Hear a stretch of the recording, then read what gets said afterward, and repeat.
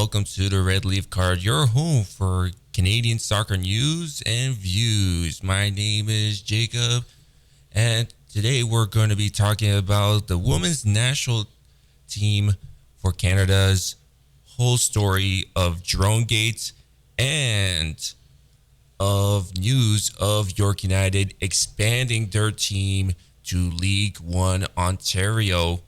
But first, here's your fixtures rundown. In the CONCACAF Nations League, Puerto Rico beats Aruba 5-1.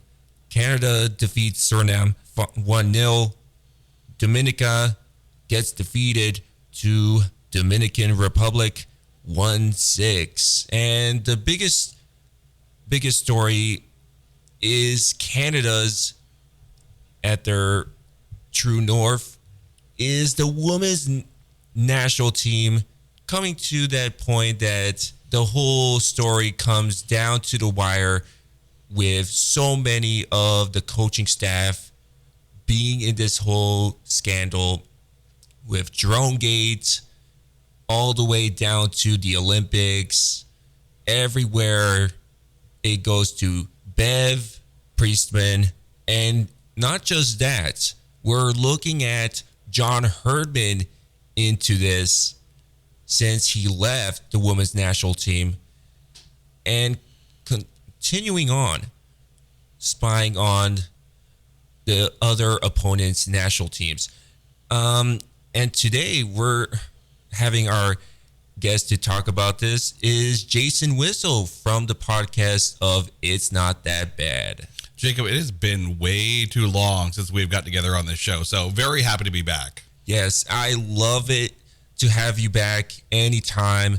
And it looks like this whole situation going down with Canada's women's national team, even though that you're seeing also the government trying to push this to get investigated.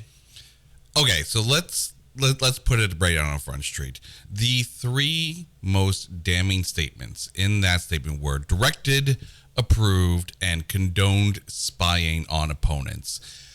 And it came from the entire coaching staff. So Priestman, gone. Obviously, the staff that actually did the spying and did the drone work, gone. And banned by FIFA for 1 year from that moment during the Olympics. And I mean, there's going to be a few questions that come out now that this full investigation is done, quote unquote done. Does that ban extend past a year? Does FIFA allow them back in? And does Canada Soccer even want them back in? Because there's going to be that stigma over the women's national team at any event if they do ever come back. I have a feeling it's going to be one of those things where I'm not saying they won't find jobs in soccer somewhere else, but I don't see it at any near FIFA level or FIFA adjacent level anytime soon. I think the big thing too is that it was revealed that John Herdman did not partake in the investigation. Now, this is all according to scheduling issues. I think it's very important, though, that John Herdman does participate. And you can sit there and say scheduling prevented the interview process, but I don't know if that's a clear indication that the investigation should be done at all. If you don't hear from him, who was very involved prior to Beth Priestman, then you're still going to have questions. And I feel bad more so for the players in question, because they're not the ones that are, flying drones over top of the team practices. They're not the ones that are involved in this. They're the ones on the field kicking the ball and trying to win the game, with our country's flag on their kits. That's at no point should anyone sit there and fault the players for this. Now, I don't think anyone does, but that's going to be an albatross for Lord knows how many years. And, you pull this out of soccer, you take a look at the Houston Astros being caught for sign stealing and kind of puts a taint on their championship. We're talking about how many times do we have Spygate with the Patriots or Deflategate with Tom Brady and the footballs. And that lingers. I think with the Patriots, now that Belichick is no longer coaching, and now that Brady's no longer the quarterback, they have the ability to kind of move past that. Same with the Astros. The people that were involved with sign stealing are gone. So you're able to actually move past that. There's going to come a time when this just becomes a footnote in the history of the women's national team. But really, now that John Herdman is coaching with TFC and not really under FIFA purview, even though you could make an argument that MLS does fall adjacent of FIFA, but I don't know how much more you're going to want with this. I mean, what is TFC going to get rid of John Herdman because he didn't participate in the investigation? I don't see that happening. Yeah, I think a lot of the women's national team would always think about it that they're pointing the finger who actually started it. That's the whole thing. And you look at John Herdman now, he's now in this whole situation. Now Toronto FC is now in this whole panic mode. Should we actually sack John Herdman? And there's been a lot of push of it. And you see the Toronto FC fans saying they're defending John Herdman with his actions, to basically telling Toronto FC to keep John Herdman. And it's always this, they're thinking it's the blaming game who actually started it. Mm-hmm. But right now you're thinking this whole thing started during the Olympics, that you're seeing all these investigations from journalists and writers from during the Olympics, and how you question the whole drones and trying to find the whole footage of them practicing. It does question that, does it really affect upcoming the matches? I mean, what are you really going to find with drone footage, right? Because it's got to be high up enough, and you're not hearing. You're going to see formations, but you're going to find out the formation fairly quick. Anyways, by the time they take the pitch, I think the saving grace, of course, is that there was no evidence that it was used in the 2021 Olympics. Now, a lot of that is because of the pandemic, and everything was pretty much locked down. One of the things I do have to question, and I'm not defending the drone actions here. We're talking the Paris Olympics. We're talking 2024, and if you take a look at the state of the world, how is there not a no-fly zone over any Olympic event or practice field or what have you? Like, the simple answer is this: create a no-fly zone over those major events, and CONCACAF should do the same thing. FIFA should do the same thing. UEFA should do the same thing. There should be a no-fly zone over practice fields and especially over stadiums and events.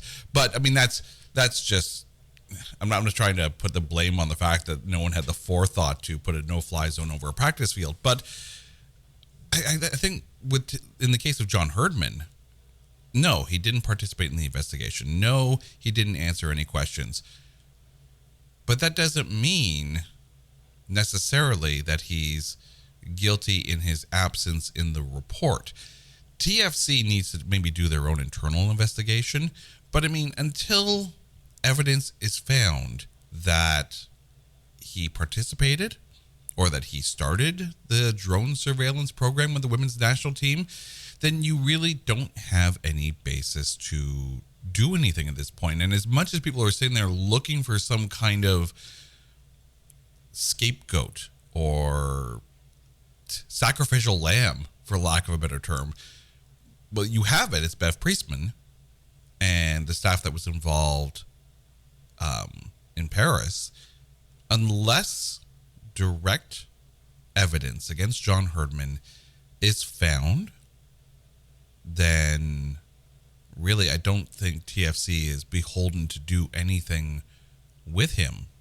And I think the other thing too is, TFC is coming off of some rough years. Some very rough times, and they started to look not too bad this past season under John Herdman. So you really have to question: are you going to preemptively jump the gun and let him go, or are you do due diligence, do an investigation, talk to him privately, and if TFC comes out and says we have talked to John Herdman, we have gotten the evidence, or at least gotten confirmation from him that he was not involved in any of this, then TFC can wash their hands. And then if it comes out that Herdman was involved, then you have to sit there and say, okay, now what are we going to do? But until that time comes, until some concrete proof of John Herdman's involvement comes out, you can't really do anything. Yeah. Nor should they. Yeah.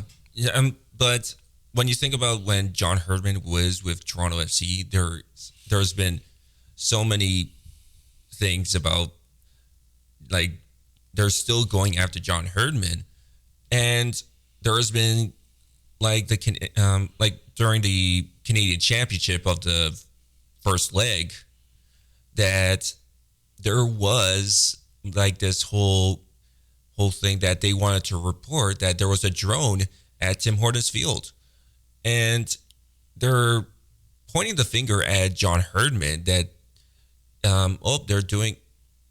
they're spying on the opponent teams during the Canadian Championship semifinals. And it does really question, is it still going on when going after opponents? But it's still investigating. But it looks like that matchup with Toronto FC versus Forge FC was kind of dying down, and it looked like that there's nothing from that. And it does question the whole back and forth with this whole spying with drones around, and it really boils down that, maybe John Herdman could actually be not part of this, or he could still be part of it. And it just questions around that there is other ways that you could actually watch footage of games. Like, for example, you don't need to get a drone and to watch them for the upcoming matches. Like, for example, what happened against Canada versus New Zealand for the women's national team. Like, they had to take away points for that Olympics. Yeah, I mean, that was, kudos to the women on the team that were able to play their way to the quarterfinals, regardless of, the points deduction. And it's a shame that they had to actually go through that, because again, it's not on the players. But I mean, there's a quote here with Herdman denying using drones during major sporting events when he was coach. Quote unquote, "I'm highly confident that in my time as a head coach at an Olympic Games or World Cup, we've never been involved in any of those activities." Now, he specifically states those. And I mean, conspiracy theorists will sit there and say there's, the glaring omissions of, well, what other events? But I mean, again, until you have proof that Herdman was the one who started this and Priestman was just continuing on with the, for lack of a better term, tradition.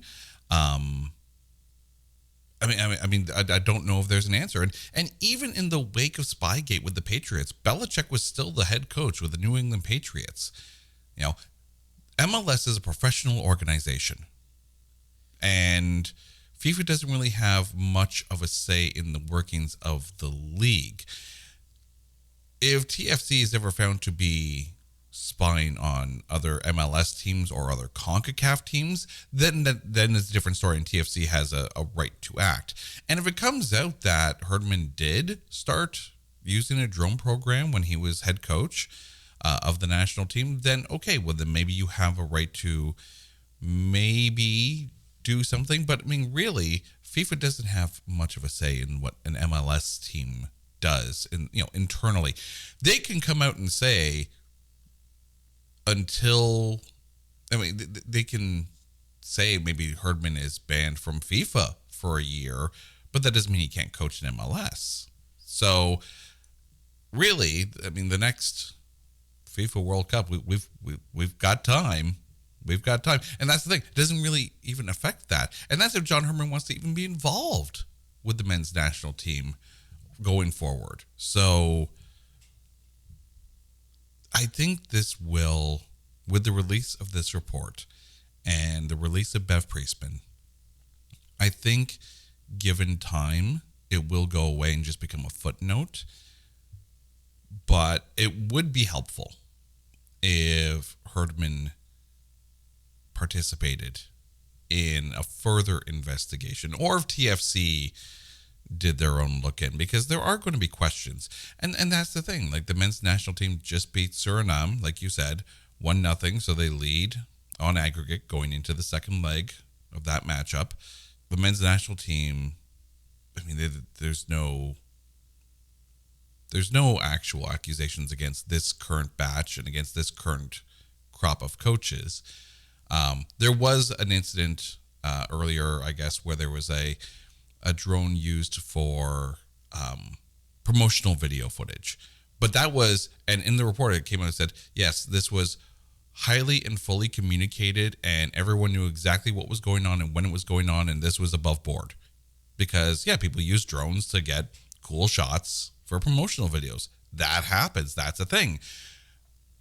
I mean, you can try to ban all drones from shooting that kind of stuff. Okay, whatever. But drone footage has become common in promotional footage. Unless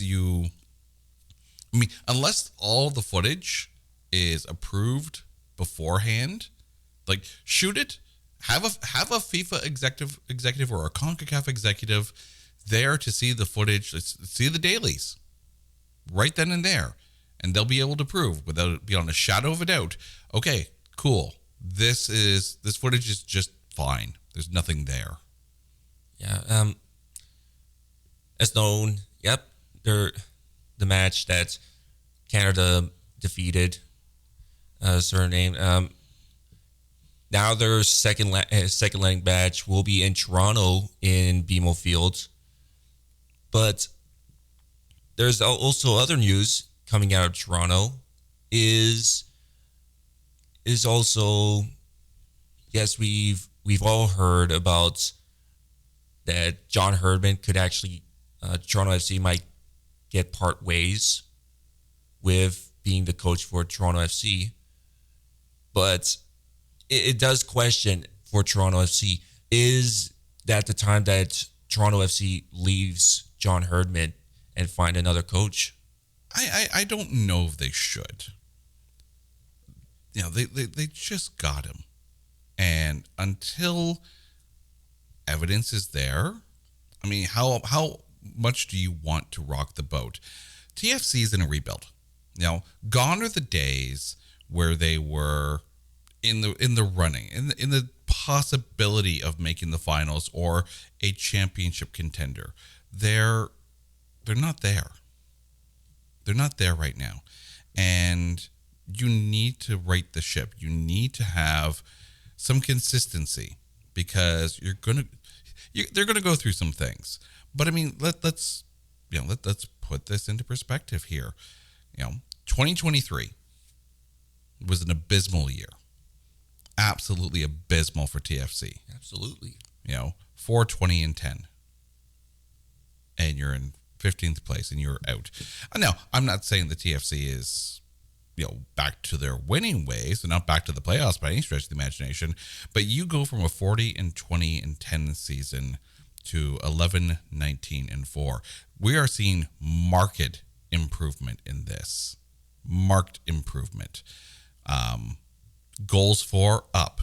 Admittedly, goals down, or goals against down a little bit, but it's still on par with what they were doing. So defensively, they still need some work. But I mean, you're showing improvement year over year. a lot of that probably could be contributed to John Herdman's coaching this past season. It's a step in the right direction, and they need to have that. You need a coach to be able to have time to implement a system. How many players are going to be changing over next year from TFC? Like there's going to be a little bit of changeover, but for the most part, you have to think that the core is going to stay about the same. Let the coach instill that system. Let the players get used to a system, because if you keep changing your head coach, by the way, and I say this with knowing that no evidence has come out about drones against Herdman directly. And if that happens, it's a different game. But until that time comes, until proof of his direct involvement is there, let TFC run their ship. If they feel they need to get rid of him, then that's on TFC. But let's not sit here with internet pitchforks and, cry until that proof is out there. Yeah, but I do also have one. Is who will replace Bev for the women's national team? That's a good question, and I wish I had some answers on that. It's right now you have the time to work on that. There's no big rush to find someone to kind of take that place. Take your time. Maybe try a few candidates out. Maybe sit there and use, this upcoming match against Iceland on the November 29th as a way to trial balloon a couple people, trial balloon a couple of plans. You have the ability to do that, and then with the following December 3rd against the Korean Republic, give it a try. You have time in order to try out a couple plans. Maybe you have someone in the wings. Maybe they look at Christine Sinclair now that she's done with NWSL, now that she's done with Portland. Maybe there's a possibility. I mean, the list of players who dominated in their sport and then dominated at coaching is small. The list of players who dominated in their sport and then were mediocre coaches and managers, much longer. And you can see it in any sport, right?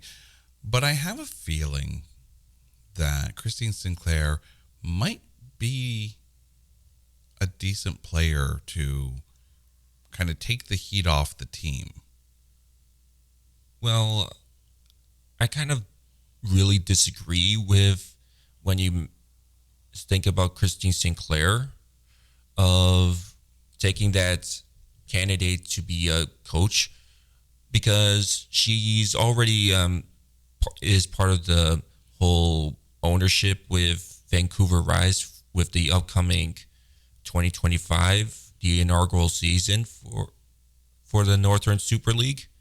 So that does limit the options for if Christine Sinclair would be a good candidate for that. I think that Christine Sinclair might look at that saying it might be possibility for longer years to come, but probably there are some candidates, like, for example, the Canadian Premier League coaches. For example, Bobby Smarionis was one of those candidates, and there's a lot, but I don't see St. Clair taking that. Maybe at least not yet. I'm sure there's going to come a time when the offer is going to be made to her, and whether she decides to do it or not, that's entirely up to her. I think it would be a positive, at least a distraction, right? Because then the story will be about Christine Sinclair. I mean, the downside to it too is that, she was also a player during that time. So that you would then have someone who at least can refute whether the players knew anything about Dromegate and the drone footage and the spying that was happening. If you got someone who was in the room and can sit there and definitively say, beyond the shadow of a doubt, hey, I was there, I was in the room, I know we didn't see that footage. That's actually not a bad way to go. And I don't disagree too that it makes sense to have someone completely and utterly uninvolved with the national team for the last number of years. Pull them out of the CPL. Sure, absolutely. Why not? But you have time before you really need to say definitively, this is our new coach. Take that time, do a proper vetting process, and maybe try them out with the players. Like, get the players' input, because they're the ones at the end of the day who are sweating it out on the field, trying to win. Yeah, look at this. For example, you had some Canadian Premier League players taking that coaching staff role, like Jan Michael Williams. He's part of the goalkeeper coach. David Edgar. He's one of the coaches for Forge FC.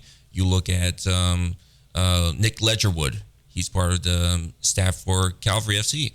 And there's so many retired players taking that role to be a coach for it. Like one of the Estaquios family. Mm-hmm. He's with the assistant coach for York United. He had that role for being the head coach for the interim coach and for York United, and then Benahem Mora took over to take that head coach role.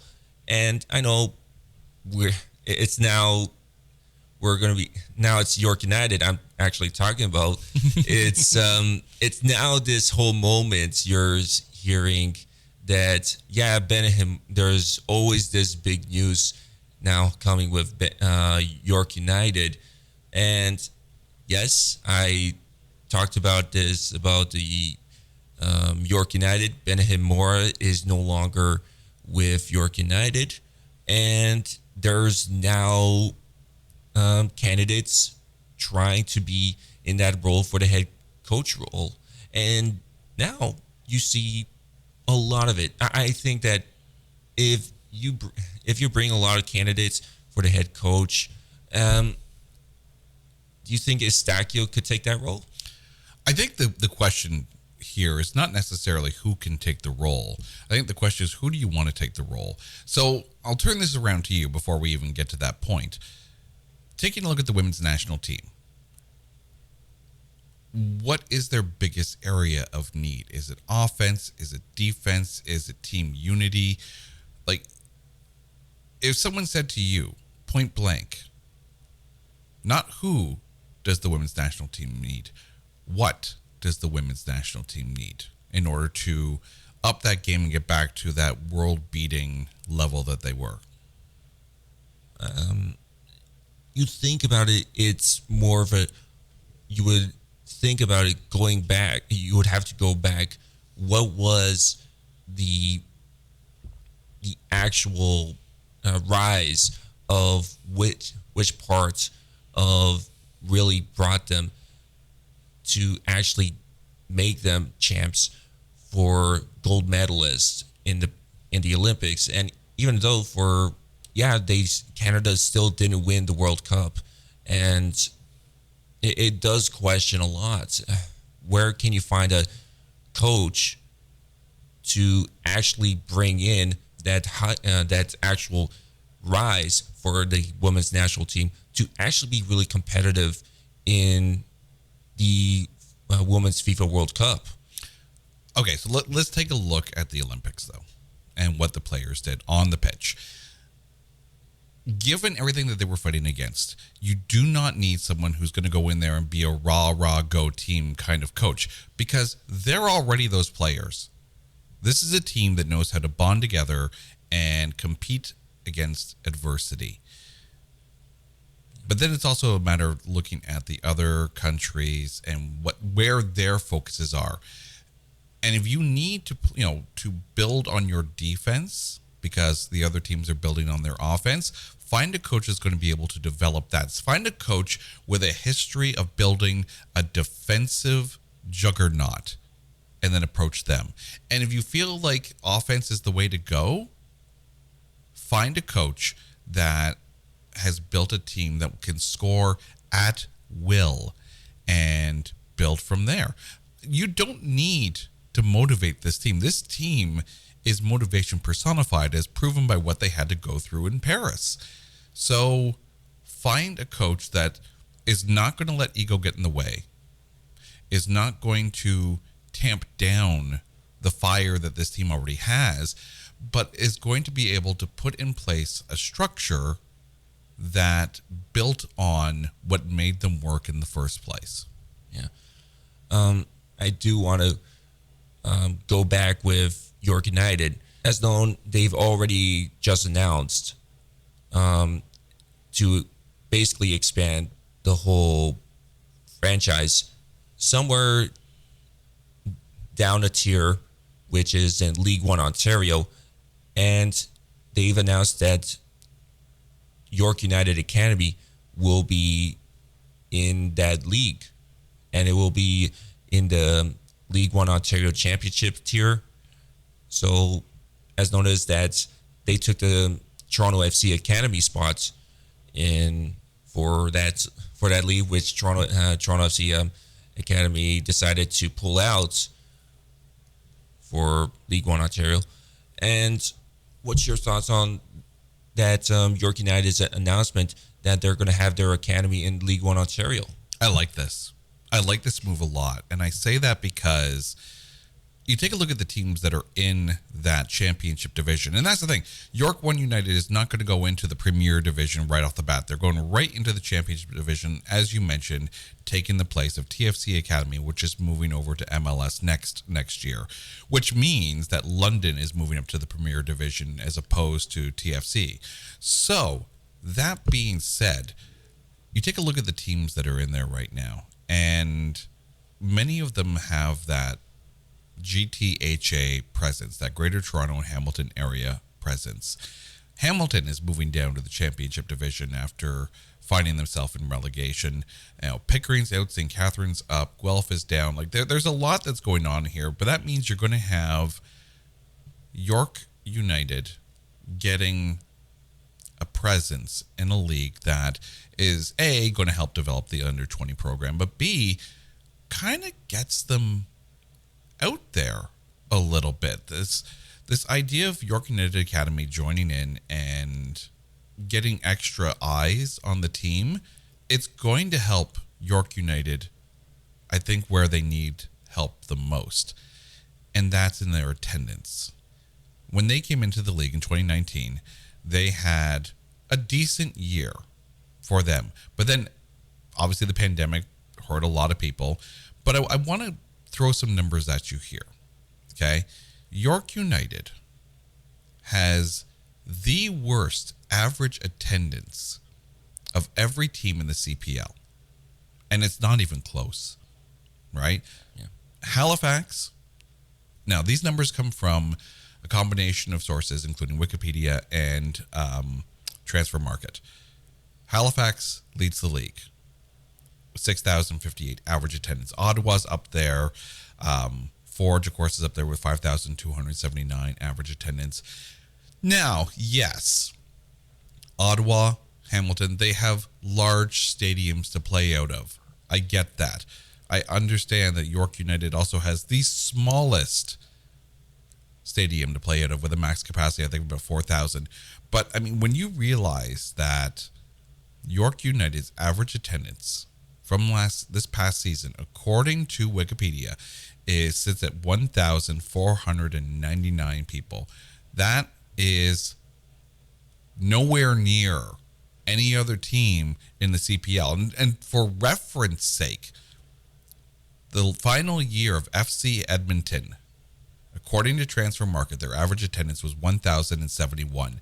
York United was sitting there a couple of years ago. They have been slowly making gains, but I think the idea of having a team in League One Ontario is going to get the name out there more, right? having TFC Academy in Ontario League One, it's a name. It's absolutely a name to put in there, and it draws more attention to League One Ontario because they see the TFC name and they're like, hey, why not, right? I think York United is going to benefit a little bit from that, so long as they can put a decent team together. That's the biggest thing. If you can field a good team and not end up fighting your way out of relegation or instantly being relegated in your first year, that's going to do well, and it's going to bring maybe some more seats to the CPL games. I'm hopeful. Also, when you consider, too, that the teams that are in there right now, like Waterloo, Whitby, Scarborough, Mississauga, Unionville, Windsor. Windsor is going to be interesting, too, because, of course, you have Windsor looking to enter the CPL in 2026.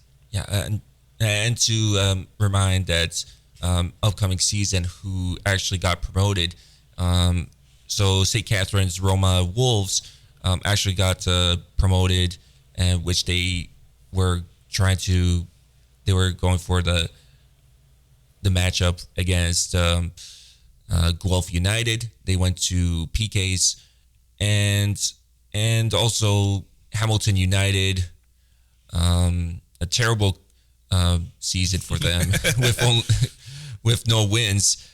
So they got the automatic relegation, and also you mentioned FC London. They got the first place for to take that promotion, and yeah, we're seeing also second teams coming in for the championship division, which I love to see. And also I've heard Pickering got relegated.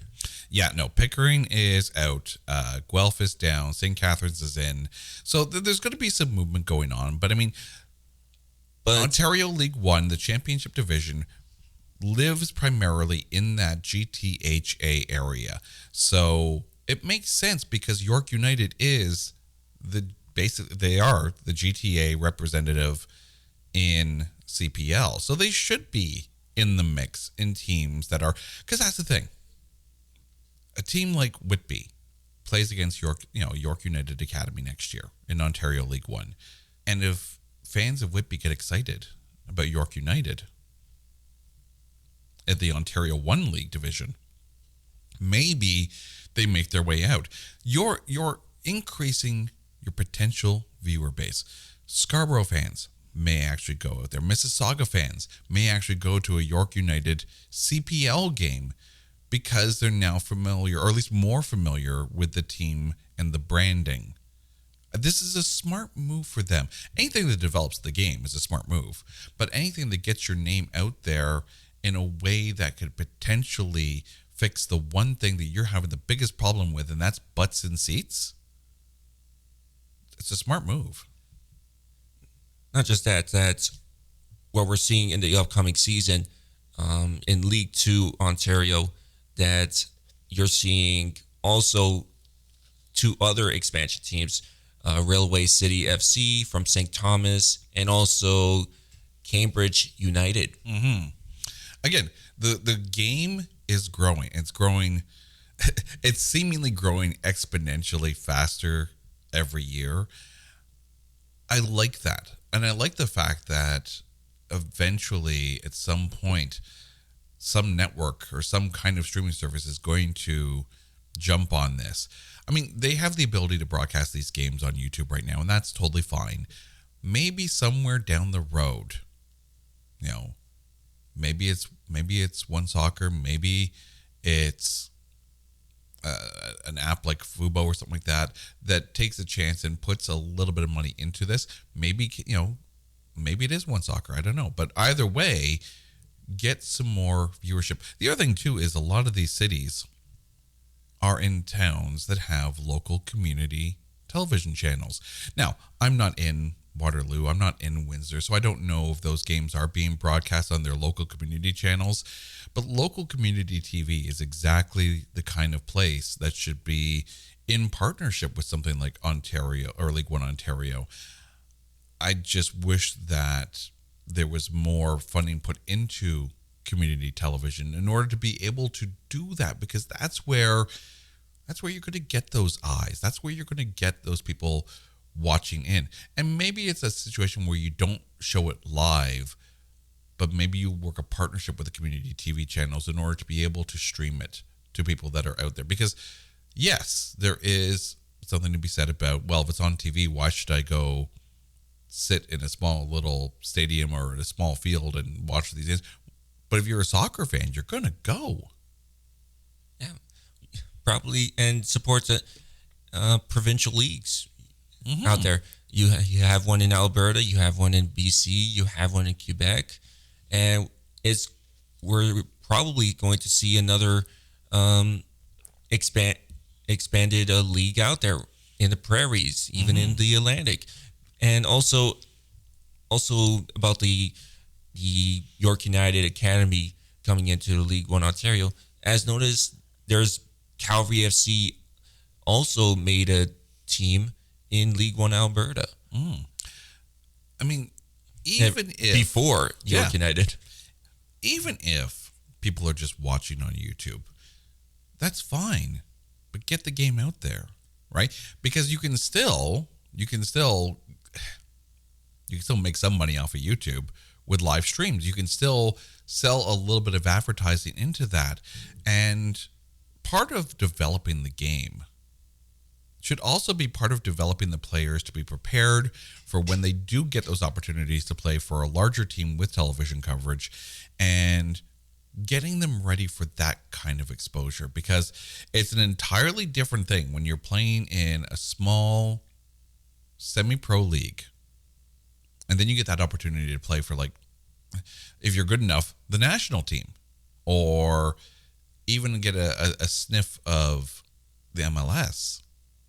You have all of a sudden media to deal with, and maybe you're not quite used to that. So I like the idea of maybe trying to find a way to broadcast some of these games and get them that kind of media training at a level and a viewership that's not going to, I don't want to say get to their head, but it's not going to become all-encompassing and not going to take away from the finances and resources that are needed in order to be able to, put money into the league and the teams and the game itself.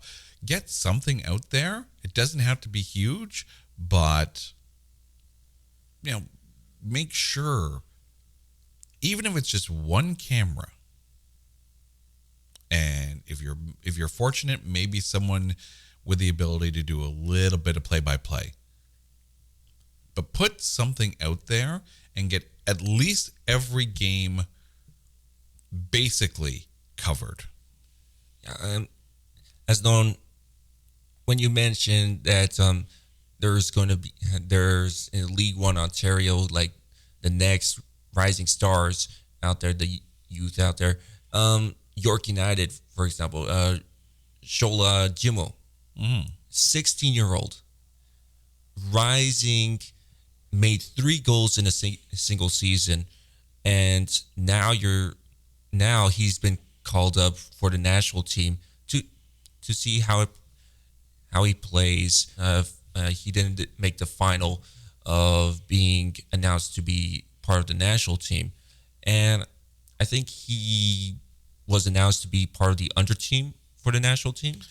I mean, I want to take a hockey reference here, if I may, for a second, just to kind of play out what I'm talking about here. So when it comes to developing younger players, you could have the most phenomenal talent ever at the junior level, but then if you put them in,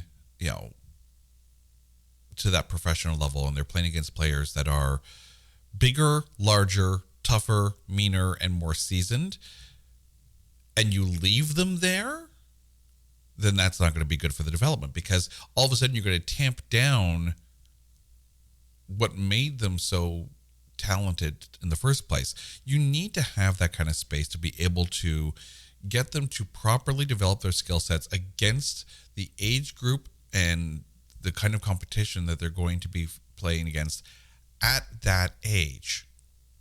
The best thing you could ever do for a young prospect, unless they are otherworldly, there are exceptional talents out there and players that are well beyond their age. But for most, they need that little extra time in that, for lack of a better term, developmental league to be able to grow into their skill set. Because if you're 16, yeah, you're going to be full of piss and vinegar and ready to go. But then you're going to get fouled, and you're going to get fouled hard. And if you're not used to that, or if you haven't built up to that, then it's going to hurt, and you may find yourself taking a step back. But if you have the ability to develop yourself at the same, for using a boxing term or an MMA term, develop at the weight class that you're at, and then work your way up. Yeah, and funny thing about it, like Shola Jimbo, like basically made one of the most highlight goals during the playoffs. He actually clutched it to make it to extra time, and man, like York United fans were like so shocked that it went all the way to extra time and to PKs. It was like there is a rising star in Shola, and hoping the future that it goes really bright for him. Yeah, that would be fantastic if he is able to hit that CPL level. I like the fact that he didn't make the national team. In that, again, like you said, at age 16, you are literally playing against players that have been playing at professional levels at a regular basis. It's a different game. Well, there's always the under teams that you could play for. Oh, and that is perfectly fine as well. And build yourself up in that next level. And if the future is bright, great. Absolutely gotta love it. But if it's not, don't be afraid to say, not now. It's not a no. It's just a not yet. Yeah. And also this one is like during the press conference for York United, some of them do question about the future for York United's stadium plans. As the owner said, that's a question only for the future. Since as noticed,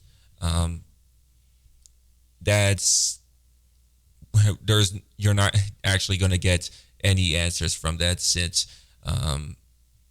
it's still an investment for them to try to expand and to make a stadium. And as known, there's other stadiums out there, like Lamport Stadium in downtown Toronto, for example. Could be a chance there to renovate, but I think there's going to be a question which is a great area to actually make a stadium for York United. Well, I think there's an opportunity here. In 2023, it was announced that Brampton is going to build and develop a mammoth cricket stadium. If the stadium is designed not just with cricket in mind, but as a multi-sport facility, this is where they could easily jump in and become part of that culture. So I don't think York United needs their own stadium. I don't think they have the money for that. I don't think really anyone has the money to have a dedicated, large stadium at the CPL level. I mean, you take a look at Ottawa. They're sharing the stadium with the Red Blacks. You take a look at Hamilton. They're at Tim Hortons Field, the same thing that the Ticats use. I think once this Brampton Cricket Stadium gets built, it's the perfect facility in order to be able to join in. And that means that it's not just cricket that's putting money into the coffers of this complex. You're going to have more sports come in. And that's the thing. York United goes in, and then all of a sudden the GTA has this major event-ready facility in order to be able to be used. But it does question a lot, like the whole supporters group of saying, another like a farther location just in Brampton, it does really question a lot to just relocate to Brampton and just now have a new brand name. And there's other closer ways, like for example, Mississauga. There was news about it to try to make a stadium there, which I've heard to make like a probably a 7,500 attendee stadium just where north of where Square One, which the go-kart track is. Yeah, I mean, the whole Brampton, Mississauga, Peel area is ripe for a stadium, but if plans are already there to build something for cricket, which it wouldn't take much in order to be able to translate that to a soccer field. It wouldn't. But it does question of the city of Brampton of, is it a soccer culture city?